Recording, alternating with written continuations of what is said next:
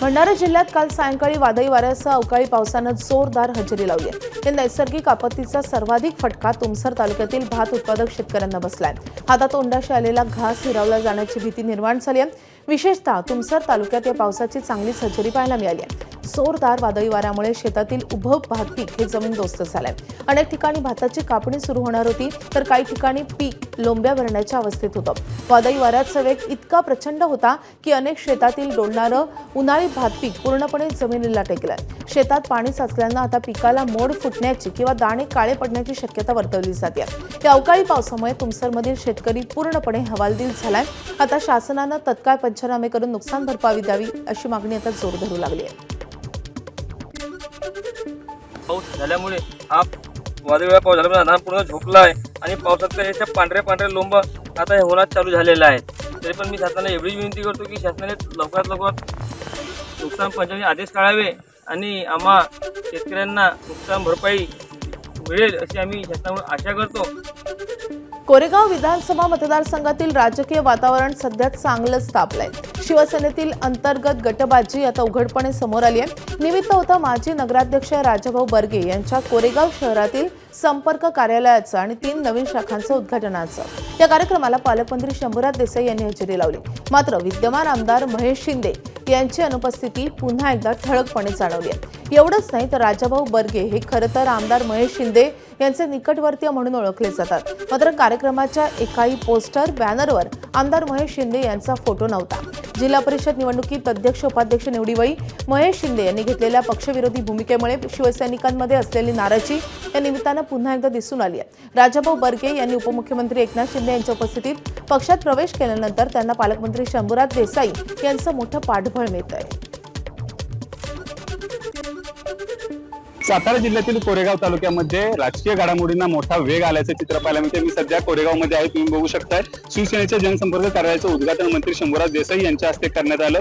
कोरेगाव तालुक्यामध्ये पहिली जी शिवसेनेची शाखा आहे आणि जनसंपर्क कार्यालय आहे याचं उद्घाटन करण्यात आलं होतं। मात्र कोरेगाव विधानसभा मतदारसंघाचे शिवसेनेचे पक्षाचे अनेक बॅनर या कोरेगावमध्ये लावण्यात आले। यामधून जे शिवसेनेचे आमदार महेश शिंदे आहेत त्यांचा फोटो देखील वगळण्यात आला आहे। शाखेचे उद्घाटन करण्यात आले। या शाखेच्या उद्घाटनाच्या वेळी देखील या ठिकाणी जे बॅनर्स लावण्यात आले, बोर्ड्स लावण्यात आले, त्यावरून देखील शिवसेनेच्या आमदारांचा फोटो वगळण्यात आला आहे। कोरेगाव विधानसभा मतदारसंघातील शिवसैनिकांनी आमदार महेश शिंदे जे शिवसेनेचे आहेत त्यांना वगळल्याचं चित्र देखील आपल्याला पाहायला मिळते। अचानक जे राजाभाऊ बर्गे आहेत त्यांनी शिवसेनेमध्ये उपमुख्यमंत्री एकनाथ शिंदे यांच्या उपस्थितीमध्ये शिवसेनेमध्ये प्रवेश केला आणि महेश शिंदे आणि राजाभाऊ बर्गे यांच्यामध्ये जो दुरावा आहे तो निर्माण झाल्याचे चित्र देखील पाहायला मिळालं।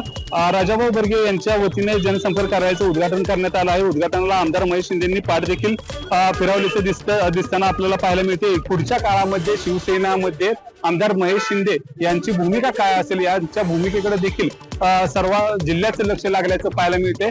आमदार महेश शिंदेंना कोरेगाव विधानसभा मतदारसंघामध्ये देखील टाळलं, त्यामुळं अनेक विविध चर्चा आता रंगू लागल्याचे चित्र आपल्याला पाहायला मिळत आहे।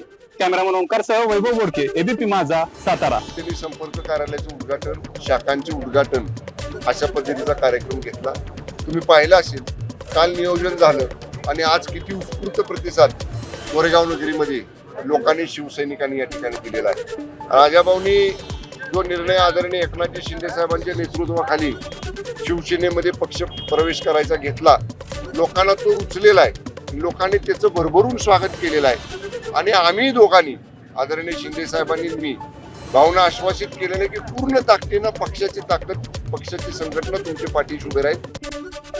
केंद्रीय रस्ते वाहतूक आणि महामार्ग मंत्री नितीन गडकरी यांनी शुक्रवारी गुजरातमधील राष्ट्रीय महामार्ग 48 वरील सुरत भरूच मार्गावरील चोर्यासी टोल नाक्यावर भारतातील पहिली मल्टी लेन फ्री फ्लो अडथळामुक्त टोल प्रणाली सुरू केली आहे आणि यामुळे महामार्गावरील प्रवासाच्या नव्या युगाची सुरुवात झाली आहे। या अत्याधुनिक प्रणालीमुळे वाहने टोल नाक्यावर न थांबता पुढे जाऊ शकतात। यासाठी स्वयंचलित नंबर प्लेट ओळख आणि फास्टॅग यासारख्या तंत्रज्ञानाचा वापर करून टोल आपोआप वजा केला जातो। या उपक्रमाचा उद्देश वाहतूक कोंडी कमी करणं, प्रवासाचा वेळ घटवणं, इंधन कार्यक्षमता सुधारणं आणि वाहनांमुळे होणारं उत्सर्जन कमी करणं हा आहे। त्याचबरोबर टोल कार्यपद्धतीत मानवी हस्तक्षेप कमीत कमी करण्यावरही यात भर देण्यात आला आहे। आता 12वीच्या विद्यार्थ्यांसाठी अतिशय महत्त्वाची बातमी आहे. 12वी बोर्डाचा निकाल आज दुपारी 1 वाजता जाहीर होणार आहे. आज सकाळी 11 वाजता बोर्डाची पत्रकार परिषद होतीये आणि त्यानंतर दुपारी 1 वाजता बोर्डाच्या संकेतस्थळावर हा निकाल पाहता येईल. यंदा 12वीच्या परीक्षेसाठी 15,32,487 विद्यार्थ्यांनी नोंदणी केली होती आणि त्यामुळे आजच्या लाखो विद्यार्थ्यांचं लक्ष हे 12वी बोर्डाच्या या निकालाकडे असणार आहे. नंदुरबार जिल्ह्यातील नवापूर परिसरात पुन्हा एकदा बर्ड फ्लूनं डोकं वर काढलंय. H5N1 या विषाणूचा संसर्ग आढळल्यानंतर प्रशासनानं तातडीनं ॲक्शन घेतली आहे. 3 पोल्ट्री फार्मचे अहवाल पॉझिटिव्ह आल्यानंतर तब्बल 1,40,000 कोंबड्यांच्या कलिंग प्रक्रियेला सुरुवात झाली आहे. यासोबतच लाखो अंडी देखील नष्ट केली जातील. यामुळे पोल्ट्री व्यावसायिकांना कोट्यवधींचा फटका बसण्याची शक्यता आहे. विशेष म्हणजे नवापूरमध्ये तिसऱ्यांदा बर्ड फ्लूचा प्रादुर्भाव झाला असून यापूर्वी 2006-2021 नंतर आता 2026 मध्ये पुन्हा संसर्ग आढळल्यानं प्रशासनासमोर मोठं आव्हान उभं टाकलंय. उत्तर महाराष्ट्रातील सर्वात मोठा पोल्ट्री हब म्हणून नवापूरची ओळख आहे आणि गेल्या 19 वर्षात तिसऱ्यांदा नवापूरच्या या पोल्ट्री हबमध्ये बर्ड फ्लूचा शिरकाव झालेला आहे.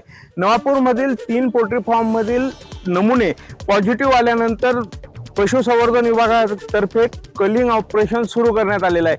नवापूरमधील पोल्ट्र्यांमधील कोंबडी मृत्यूचं प्रमाण वाढल्यानंतर अहवाल भोपाळला पाठवण्यात आला होता. नमुने भोपाळला पाठवले आले होते. तेथून H5N1 हा विषाणूचा प्रादुर्भाव झाल्याचं समोर आल्यानंतर आता कलिंग ऑपरेशनला सुरुवात झाली आहे. पशुसंवर्धन विभागाच्या 25 टीम करण्यात आलेल्या आहे. या टीमच्या माध्यमातून अगोदर पक्ष्यांची मोजदाद केली जाणार आहे आणि त्यानंतर एकूण अंड्यांचीही मोजदाद केली जाईल. कलिंग ऑपरेशन सुरू झाले असून कलिंग ऑपरेशनसाठी 25 टीम आहेत. अजूनही काही पथकं बाहेरील जिल्ह्यातून मागवले जाणार आहेत. एकूणच कलिंग ऑपरेशन हे 6 ते 7 दिवस सुरू राहणार असून जवळपास 1 किलोमीटरच्या रेडियसमधून 7 पोल्ट्री फार्ममधील 1,40,000 पेक्षा अधिक कोंबड्यांचं कलिंग केलं जाणार आहे आणि जवळपास तितकेच अंडे ही नष्ट केले जाणार आहेत. पशुसंवर्धन विभागाकडनं प्राथमिक माहिती घेतली जात आहे. कलिंग ऑपरेशनला सुरुवात झालेली आहे. बर्ड फ्लूमुळे पोल्ट्री व्यवसायाचं कंबरडं मोडलेलं आहे. एकूणच शासनाकडनं मिळणारी मदत ही तुटपुंजी असली तरी नवापूरमधला पोल्ट्री व्यवसाय बर्ड फ्लूमुळे आता अस्ताकडे जाताना दिसून येत आहे. विकेश पाटील, ABP माझा, नंदुरबार. 7 पोल्ट्री फार्ममधील कोंबड्यांचं शास्त्रशुद्ध पद्धतीनं कलिंग सुरू करण्यात आलंय. कोंबड्यांना पोत्यांमध्ये भरून खोल खड्ड्यात पुरलं जात आहे. या कारवाईत अंडी आणि पशुखाद्य देखील मोठ्या प्रमाणावर नष्ट करण्यात आले. संपूर्ण प्रक्रिया पूर्ण करण्यासाठी 25 पथकं कार्यरत असून इतर जिल्ह्यातूनही मनुष्यबळ मागवण्यात आले. पुढील 5 दिवसात ही मोहीम पूर्ण होण्याची शक्यता आहे. पक्ष्यांचं कलिंग म्हणा किंवा नष्ट करण्याची सुरुवात करत आहोत आणि आमची टीम आता इथे रेडी झालेली आहे. आपण पहिल्यांदा पक्षी एक टीम असते ते पक्षी मोजून घेईल.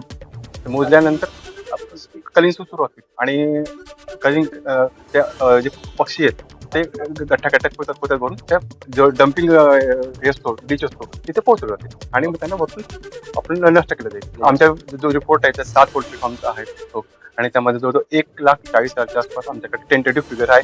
ती ऍक्च्युअल जी फिगर आहे ती 1 to 1 मोजल्यानंतर आम्हाला लक्षात येईल. ABP माझा, उघडा डोळे बघा नीट.